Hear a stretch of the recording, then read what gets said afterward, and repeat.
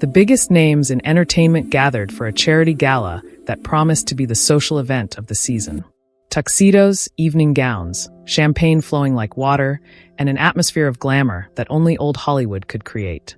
At the center of it all stood Sean Connery, fresh off his latest James Bond triumph, riding high on global fame and perhaps a bit too much scotch. His Scottish accent filled the room as he held court, telling stories and basking in the attention that came with being the world's most famous spy. Then Dean Martin walked in, relaxed, charming, with that signature glass of whiskey and an easy smile that had made him America's favorite entertainer. Sean, feeling bold and theatrical, raised his voice loud enough for half the room to hear. Well, look who finally showed up.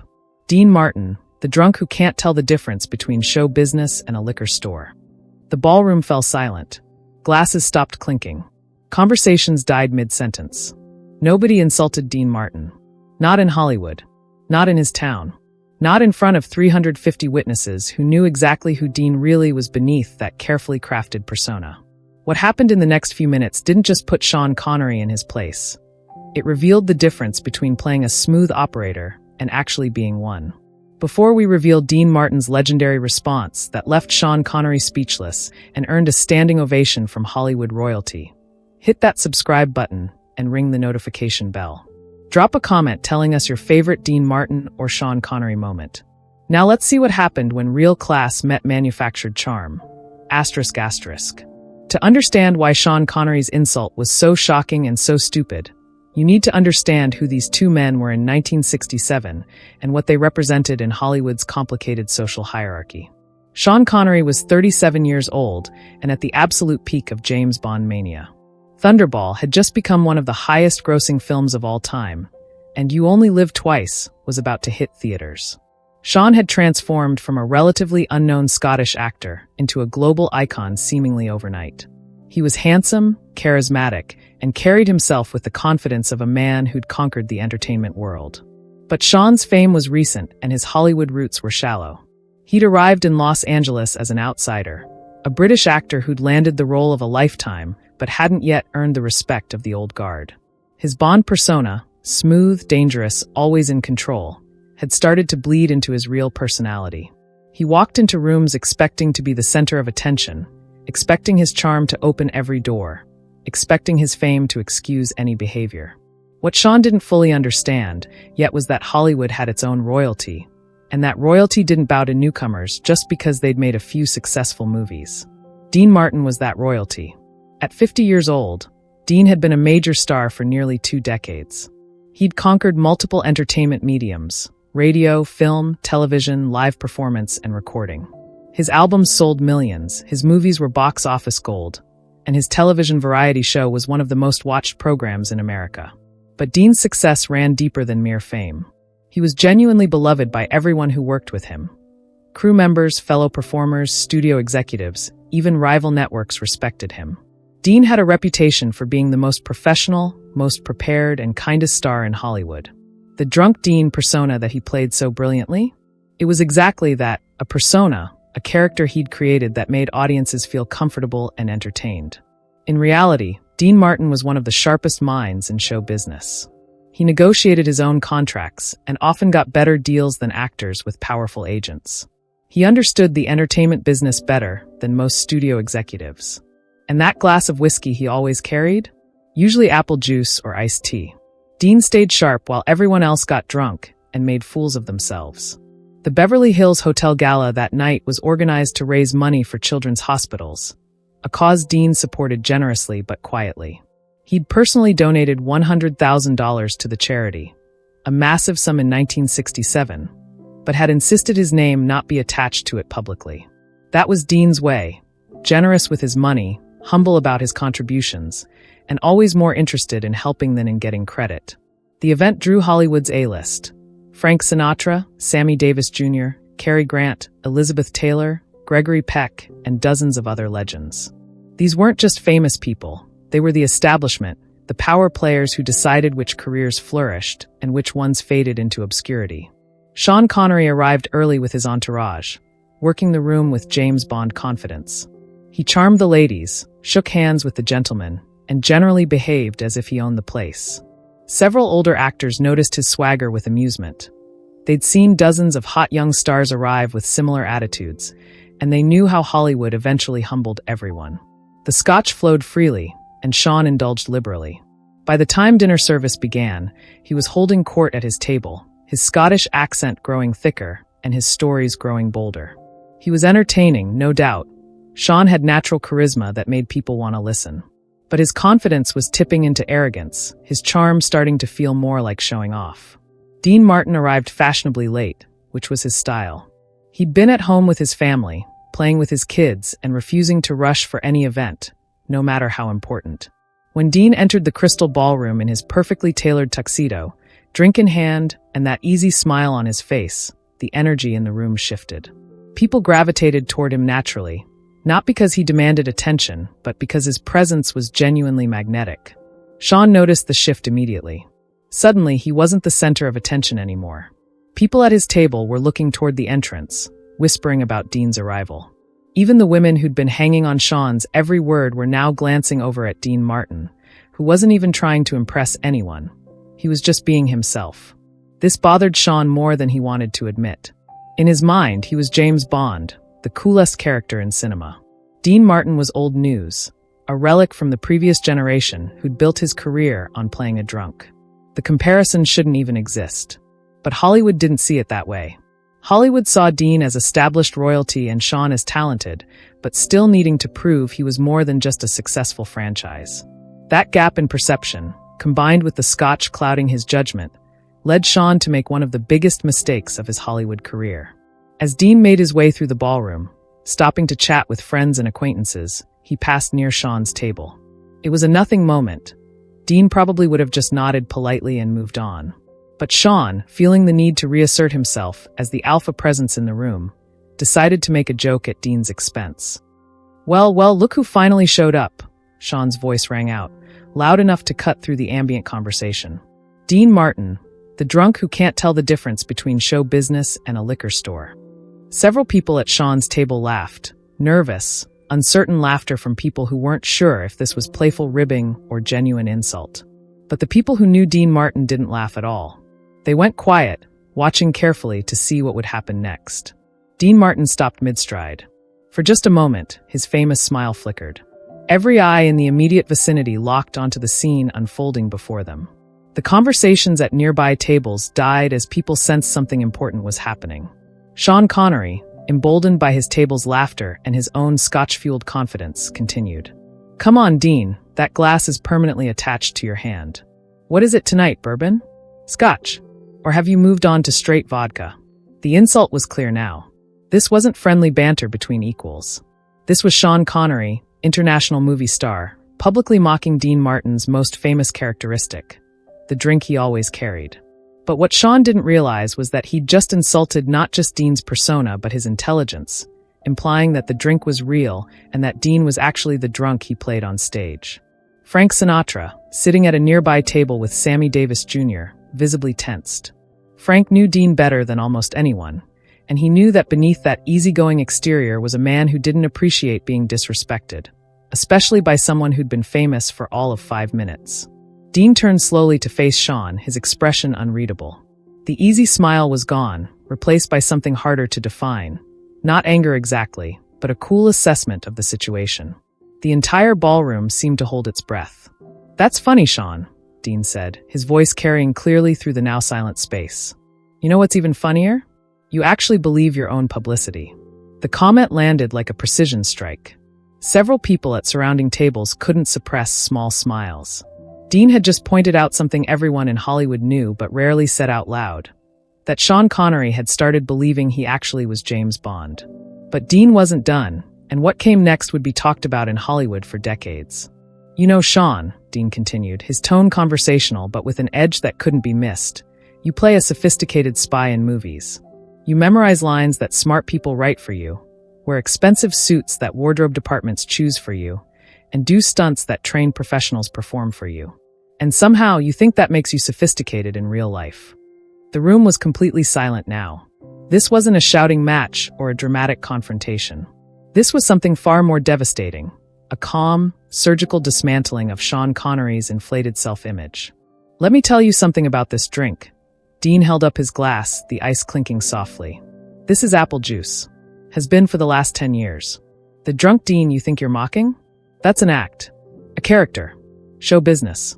I created him because audiences find him relatable and entertaining. I'm playing a part, Sean, just like you do. Sean's face had gone from amused to uncertain to genuinely uncomfortable. He'd expected Dean to either laugh it off or maybe get flustered. He hadn't expected this level of calm, articulate response. But here's the difference between us, Dean continued. I know when I'm playing a character and when I'm being myself. You've been Bond for 3 movies and you can't tell the difference anymore. You walk around thinking that accent and that swagger make you important. But charm without substance is just noise, Sean. And Hollywood sees through it eventually. Gregory Peck, sitting at the head table, nodded slowly in agreement. Several other veteran actors exchanged knowing glances. Dean was saying what many of them had been thinking, that Sean Connery's meteoric rise had gone to his head. You want to talk about drinking? Dean's voice took on a sharper edge now. Let's talk about it. You've had what, 4 scotches since you got here? I watched you. Your words are slurring, your judgment is impaired, and you thought it was a good idea to insult someone you don't know in front of 350 people who do know me. That's not confidence, Sean. That's just poor decision-making fueled by actual alcohol. The accuracy of Dean's observation was undeniable. Several people at Sean's own table shifted uncomfortably, suddenly aware that they were associated with his mistake. I've been in this business for 20 years, Dean continued. I've worked with everyone in this room at some point. I've helped young actors when they needed it, shown up on time for every performance, treated crew members with respect, and built a reputation based on professionalism and actual talent. You've made a few successful movies playing a character that Ian Fleming created. Congratulations. But don't confuse box office success with earned respect. Dean Martin wasn't finished. He'd spent his entire career perfecting his craft, treating people well, and building genuine friendships throughout Hollywood. He wasn't about to let some arrogant newcomer disrespect him in public without consequences. You know what the saddest part is, Sean?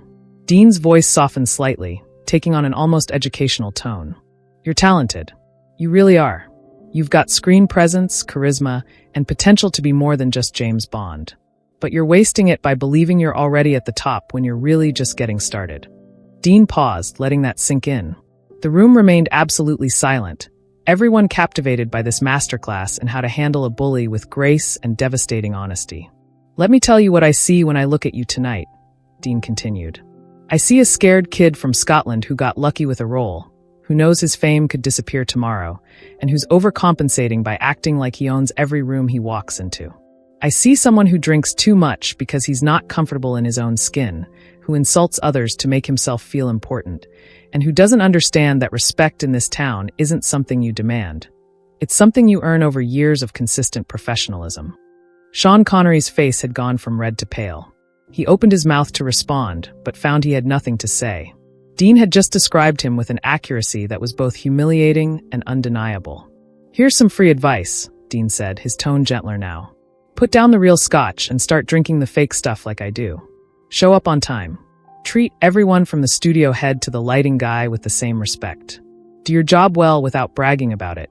And most importantly, learn the difference between the character you play and the person you actually are. Dean took a deliberate sip from his glass of apple juice, maintaining eye contact with Sean the entire time. Because right now you're heading for a crash. And when you crash, and you will if you keep this up, nobody in this room is going to catch you. Not because we're cruel, but because you haven't built the relationships, earned the respect, or demonstrated the character that makes people want to help you. The silence stretched for a long moment. Then something unexpected happened. Cary Grant started clapping.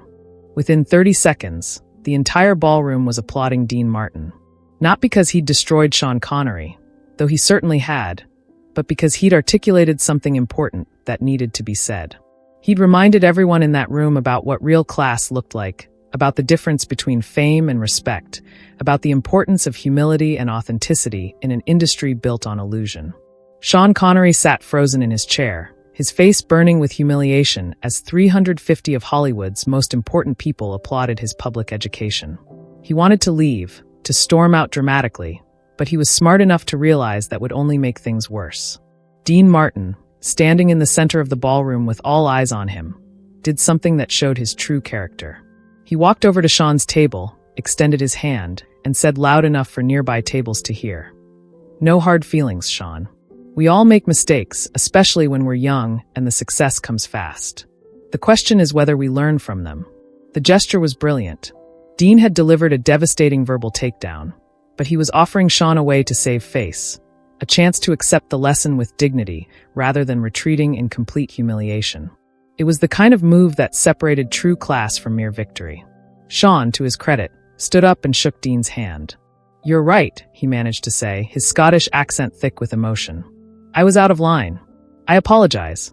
"Apology accepted," Dean replied. "Now let's enjoy the rest of this charity event and remember why we're all here, to help kids who need it."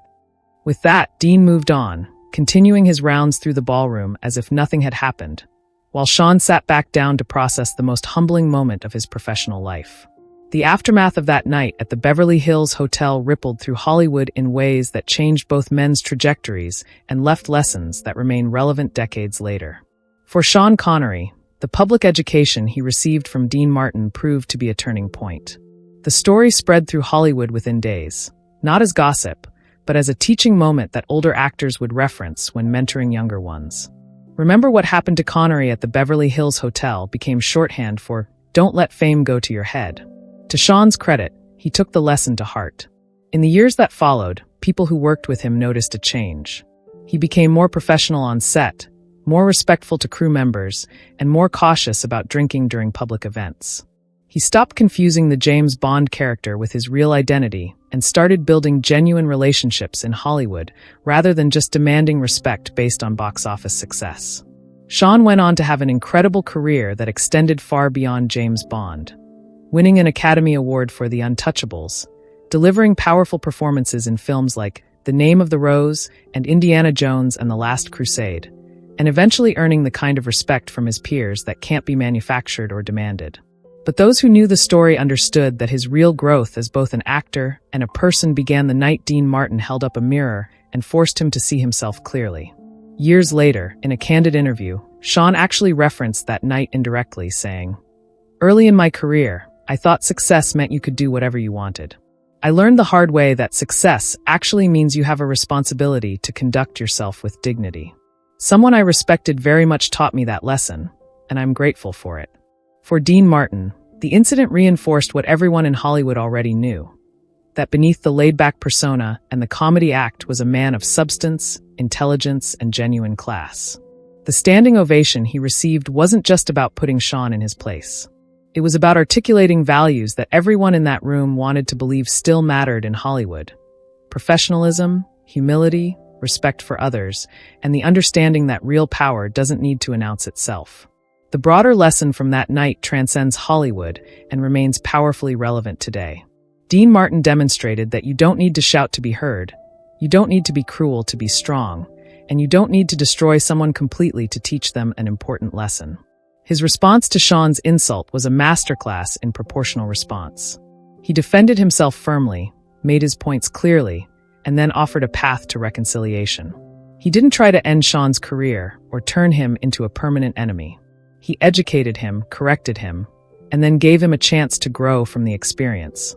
This approach stands in stark contrast to how many conflicts are handled today, especially in the age of social media, where public disputes tend to escalate rather than resolve, where the goal is often total destruction rather than constructive correction.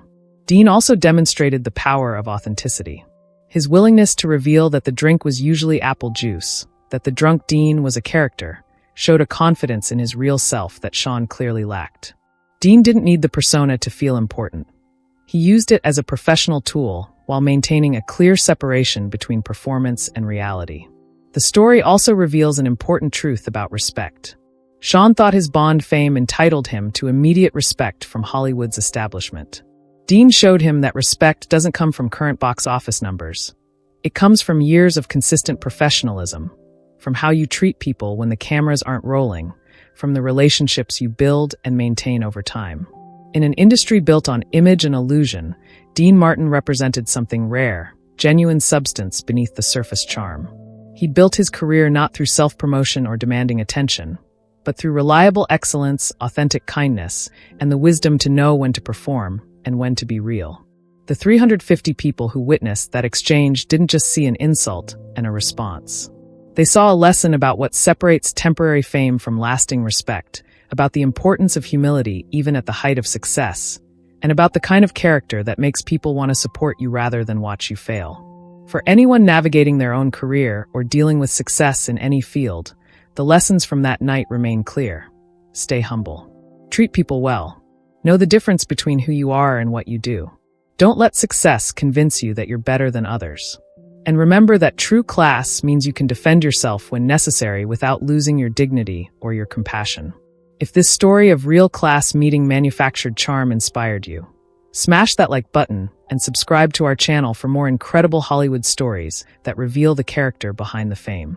Who do you think handled the situation better? Dean's measured response, or would you have done something different? Drop your thoughts in the comments below. And remember, in life as in Hollywood, respect isn't something you demand because of your current success. It's something you earn through years of treating people right, staying humble, and knowing the difference between confidence and arrogance. Thanks for watching, and we'll see you in the next story.